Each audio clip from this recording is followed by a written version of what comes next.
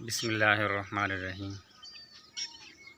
سامعین حضرات، آج جمعۃ المبارک کا دن ہے اور جمعۃ المبارک تمام دنوں سے افضل ہے، اس کو سید الایام کہا جاتا ہے۔ تو نبی علیہ الصلوۃ والسلام کا فرمان مبارک ہے کہ جمعہ کے دن سورۃ کہف کی تلاوت کیا کرو۔ تو جو آدمی جمعہ کے دن سورۃ کہف کی تلاوت کرتا ہے تو اللہ تبارک و تعالیٰ اس جمعے سے لے کر آئندہ جمعے تک تمام فتنوں سے اس کو محفوظ رکھیں گے۔ یہ سنت ہے اور نبی علیہ الصلوۃ والسلام کا معمول ہے، اس لیے ہمیں بھی معمول بنانا چاہیے۔ اور دوسری بات یہ ہے کہ نبی علیہ الصلوۃ والسلام پر آج درود و سلام کثرت سے پڑھیں، زیادہ پڑھیں، کہ جمعے کے دن نبی علیہ الصلوۃ والسلام پر درود پڑھنا چاہیے۔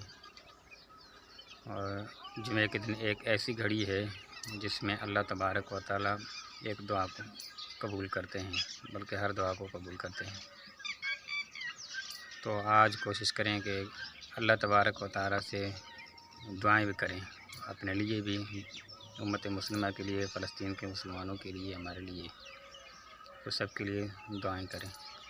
تو ممکن ہے وہ قبولیت والی گھڑی ہمیں بھی مل جائے۔ اللہ تبارک و تعالیٰ عمل کرنے کی توفیق عطا فرمائے۔